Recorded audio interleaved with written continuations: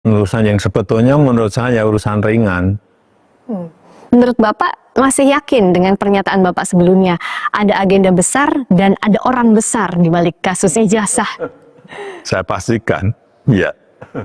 Bapak sudah tahu Gimana? kira-kira siapa di balik? Ya, saya kira gampang ditebak lah. Tapi tidak. Tidak perlu saya sampaikan. Dan Bapak tadi mengatakan bahwa lebih baik ini dibawa sampai ke ranah hukum. Ya, untuk pembelajaran kita semuanya, bahwa jangan sampai gampang menuduh orang, jangan sampai gampang menghina orang, menfitnah orang, mencemarkan nama baik seseorang. Kalau ada pertanyaan ini akan ke ranah hukum saja, Bapak membawa ini ranah hukum saja, atau ada kemungkinan mediasi? Saya kira untuk pembelajaran kita memang lebih baik dilakukan di penegakan hukum, diputuskan di pengadilan akan lebih baik. Untuk pembelajaran kita semuanya. Dan Bapak juga pernah berjanji kalau sampai ke pengadilan, ijazahnya Bapak akan tunjukkan di sana, di pengadilan. Ya, itu forum yang paling baik untuk menunjukkan ijazah asli saya. Dari SD, SMP, SMA, universitas semuanya kan saya bawa. Untuk pembelajaran hukum, memang apa yang Bapak khawatirkan kalau ijazah ini, kasus ijazah ini terus bergulir di luar soal tudingan ijazah palsu? Ya, kan bisa terjadi tidak hanya kepada saya, bisa ke yang lain, bisa ke menteri, bisa ke presiden yang lain, bisa ke gubernur, bupati, wali kota, semuanya. Dengan tuduhan asal-asalan. Tapi kalau menuduh dengan bukti, itu yang baik. Menurut Bapak, seharusnya tidak ada kasus tudingan-tudingan ini lagi di kemudian hari? Ya, ini untuk pembelajaran kita semuanya. Saudara Sekjen Partai Demokrat Harman Hairon menanggapi pernyataan Presiden ke-7 Joko Widodo yang menyebut ada orang besar dan operasi politik di balik kasus ijazahnya. Herman menegaskan pihaknya tidak pernah terlibat dan saat ini memilih fokus mendukung program pemerintahan Presiden Prabowo. Herman menyatakan segala pernyataan terkait orang besar dalam kasus ijazah sebaiknya dikonfirmasi langsung kepada Jokowi. Menurutnya, Demokrat tidak pernah membahas atau terlibat dalam isu ijazah palsu. Ya, sebaiknya tanya Pak Jokowi gitu ya. Karena kami tidak tahu gitu. Kami tidak pernah berbicara di sisi itu. Kami justru bagaimana sekarang mensukseskan program Astacita, program Pak Prabowo Subianto, dan mensukseskan pemerintahan hari ini. Demokrat tentu berkepentingan untuk bisa menghantarkan kesuksesan Pak Prabowo dalam kepemimpinannya. Ya, sebagai seseorang yang katanya tidak memiliki reputasi, ya jelas ini memang nggak punya reputasi. Jadi nggak usah di-downgrade reputasinya, memang nggak ada. Karena jelas malah celometan, ya. Ini loh istilah dulu yang sering kita dengar. Bicaranya itu celometan, ya. Karena mengatakan pada menit ke-45, detik ke-17, dia bilang ini isu 4 tahunan. Ujung-ujungnya hanya bilang kayak termul-termulnya itu, pengadilan, pengadilan, pengadilan. Mana buktinya apa? Itu kan udah jelas ya, dalam pengadilan-pengadilan, dan sebentar lagi di Pengadilan Solo akan coba lihat. Datang nggak dia? Atau hadir nggak ijazah aslinya? Kalau nggak hadir, ya berarti bohong lagi ya. Kemudian jelas dikatakan pada menit ke-46 lebih 57, ada operasi besar politik. Dia justru yang membawa ini politik. Ya gitu, kita ini semuanya ada pure teknologi, pure science. Baca tuh buku Jokowi White Paper. Itu benar-benar sangat ilmiah, sangat detail. Bahkan beberapa pakar, beberapa profesor, dokter itu mengatakan itu canggih sekali, harus didebat dengan data, bukan didebat dengan omon-omon, apalagi dengan kerusuhan, dengan berbagai tayangan dari Ceboker Nusantara itu yang ada di YouTube itu yang ngomongnya ngaco itu ya, persis kayak junjungannya ini gitu ya. Dan dia hanya bisa bilang olok-olok lah, kemudian merendahkan, menuduh. Buktikan kalau memang itu ada operasi politik, buktikan. Bisa nggak Jokowi membuktikan kalau itu ada tokoh besar? Jangan asal celometan sekali lagi. Ya gitu, karena dia mengatakan saya pastikan ada agenda besar dan orang besar. Mana?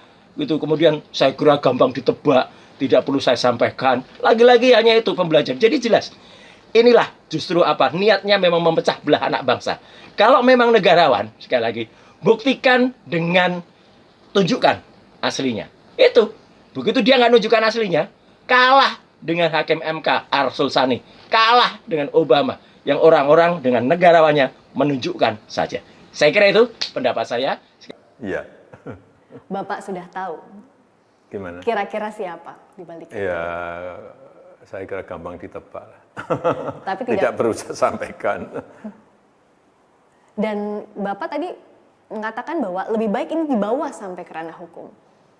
Ya, untuk pembelajaran kita semuanya, bahwa jangan sampai gampang menuduh orang, jangan sampai gampang menghina orang, memfitnah orang, mencemarkan nama baik seseorang.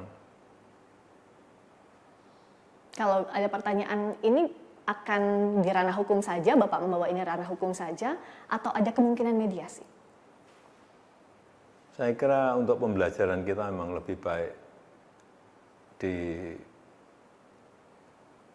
dilakukan di penegakan hukum, diputuskan di pengadilan akan lebih baik. Untuk pembelajaran kita semuanya. Dan Bapak juga pernah berjanji kalau sampai ke pengadilan, ijazahnya Bapak akan tunjukkan di sana, di pengadilan. Ya, itu forum yang paling baik untuk menunjukkan ijazah asli saya. Dari SD, SMP, SMA, universitas semuanya akan saya bawa. Ya, oke, mulai. Nah, terkait tadi pertanyaan majelis ya, kenapa saya sendiri? Jadi strategi saya adalah karena ini sidang non adjudikasi, maka saya pikir saya harus fokus ke penelitiannya. Jadi begitu bukan berarti saya tidak punya kuasa hukum atau teman yang mendampingi saya, menasihati saya di luar persidangan. Jadi tetap teman-teman seperti Pak Gofur nanti bisa ya mewakili saya untuk memberikan keterangan-keterangan di luar persidangan seperti itu. Silakan Bang. Jadi terima kasih teman-teman media. Yang pasti hari ini adalah Pak Bonatua ingin fokus kepada pokok permohonan, yaitu mendapatkan ijazah yang terlegalisir tanpa ditutupi satupun informasi. Karena ini sengketa informasi publik, maka dokumen tersebut diharapkan oleh Pak Bonatua dapat memperkaya basis penelitian beliau, sehingga hasil penelitian itu bisa terverifikasi, bisa dipertanggungjawabkan secara akademik dan secara ilmiah dengan basis data yang tidak diragukan. Tadi memang majelis hakim sempat nanya kepada Pak Bonatua, kenapa nggak ngambil aja data-data yang tersebar luas di media sosial? Jawaban Pak Bonatua adalah secara metodologi ilmiah tentu data-data itu tidak bisa dipertanggungjawabkan, karena basis penelitian ilmiah itu adalah pada basis data yang tentu bisa terverifikasi dan bisa dipastikan keabsahannya. Jadi ini bukan tentang kita sedang mempersoalkan ijazah Pak Jokowi asli atau palsu, bukan itu ranahnya. Ya, itu di ranah hukum lain yang sekarang kita hormati sedang berjalan gitu. Tetapi di sengketa informasi publik ini ranahnya adalah Pak Bonatua ingin memastikan bahwa ijazah Pak Joko Widodo berdasarkan Undang-Undang Nomor 14 Tahun 2008 tidak termasuk informasi publik yang ditutup-tutupi, tidak termasuk informasi publik yang dikecualikan gitu.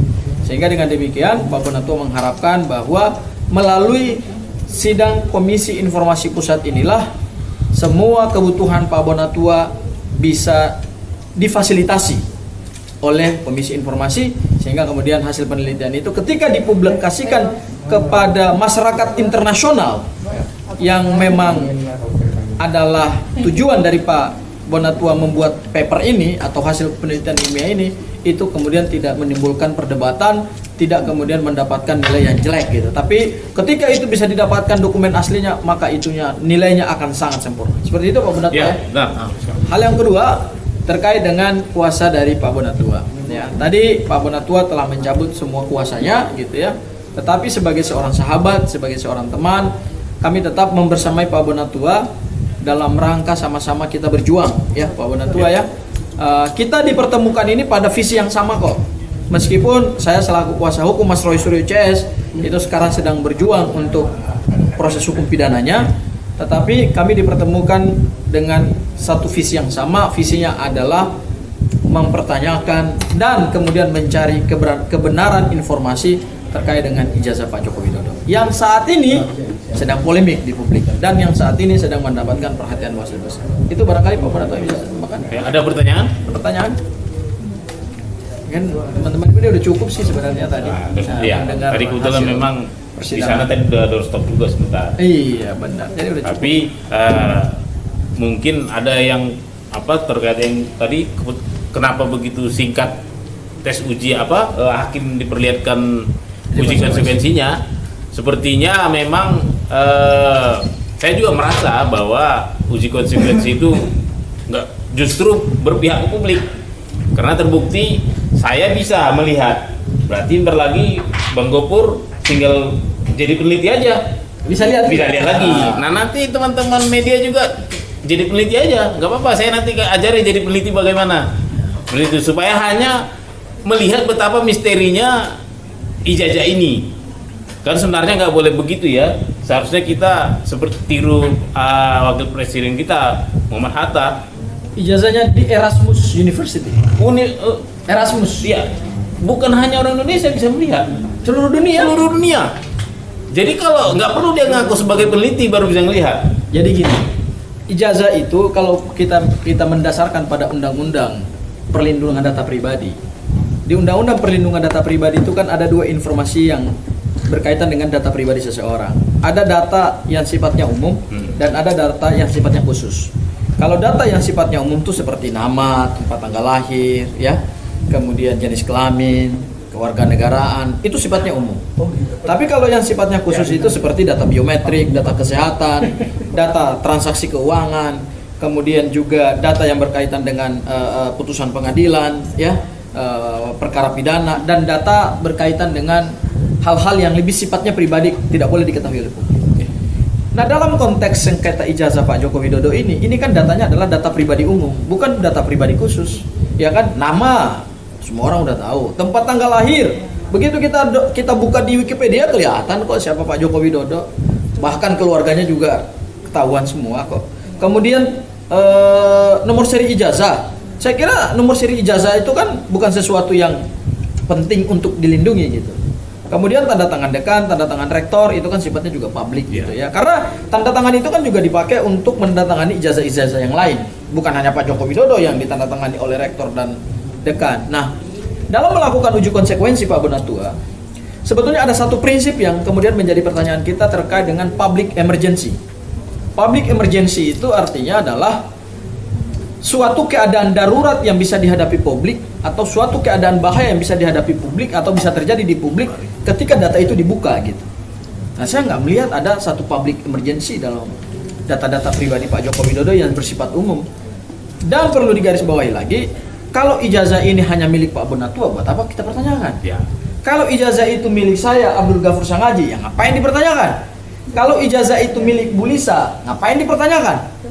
Tapi ijazah ini sangat krusial dan sangat fundamental karena pernah digunakan untuk mendapatkan 3 jabatan publik di Republik ini. Wali kota 2 periode, Gubernur DKI 1 periode, dan Presiden jabatan tertinggi di Republik Indonesia 2 periode. Maka wajar publik kemudian mempertanyakan itu. Maka itulah yang kemudian menggelitik Pak Bonatua untuk melakukan penelitian. Tadi ada pertanyaan bagus tuh, saya amati juga dari majelis hakim, majelis komisioner. Kenapa ijazah Pak Jokowi yang Pak Bonatua ingin teliti? Lah memang karena menarik. Karena dia pejabat publik yang tertinggi di Republik ini. Kalau pejabat-pejabat lain, katakanlah seperti anggota DPR, mungkin juga itu akan mempengaruhi ketertarikan para peneliti internasional juga gitu. Loh, kok Pak Bonatua meneliti misalnya ijazah anggota DPR namanya A, B, C, D, kok nggak dikenal dunia internasional gitu. Tapi karena ini ijazahnya Pak Joko Widodo, seorang presiden yang dikenal luas oleh seluruh dunia internasional, ya kan, sering menghadiri G20, menghadiri sidang PBB, melakukan kontrak kerjasama dengan dunia internasional, ya, kemudian melakukan courtesy call dengan sesama pejabat negara, itu yang kemudian menarik untuk diteliti, ya. Jadi pemilihan topik Pak Bonatua secara metodologi ilmiah dan pemilihan tema, saya kira ini sangat sesuai dengan kebutuhan dunia internasional. Jadi mumpung ada di sini tenaga ahli keterbukaan informasi publik, saya ingin klarifikasi nih Pak. Iya. Ramai di media serangan-serangan karena salah persepsi yang mengatakan saya kalah terhadap Andri, ya kan? Jadi sebenarnya sekali kan saya mau jelaskan dulu bahwa memang tidak banyak orang tahu tentang KIP ini. Tidak banyak juga orang tahu tentang sidang sengketa informasi. Tidak tahu juga orang apa sih yang dituntut sehingga majelis komisioner menyatakan ditolak.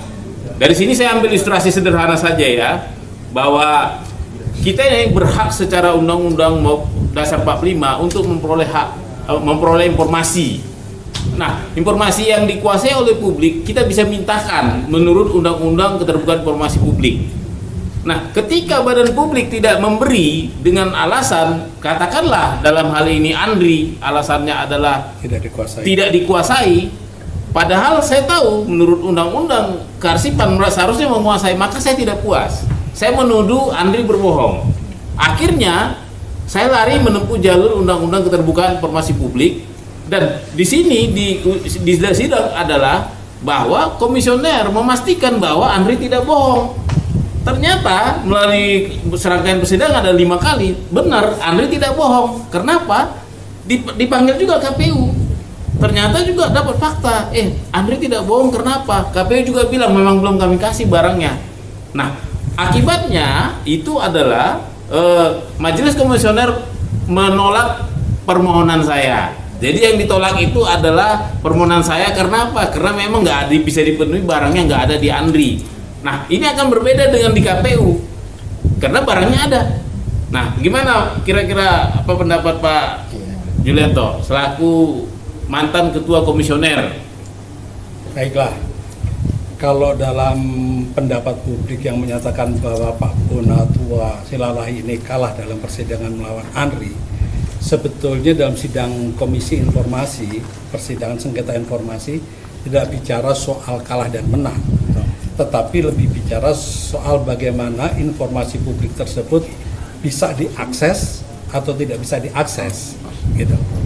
Nah, pada persoalan dengan Andri, memang informasi publik itu tidak bisa diakses oleh Pak Bonatua Silalahi karena bahwa Andri tidak menguasai informasi yang dimintakan. Dan ini sebetulnya kelalaian Andri. Maka saya bilang waktu jadi ahli sini ini kan kelalaian.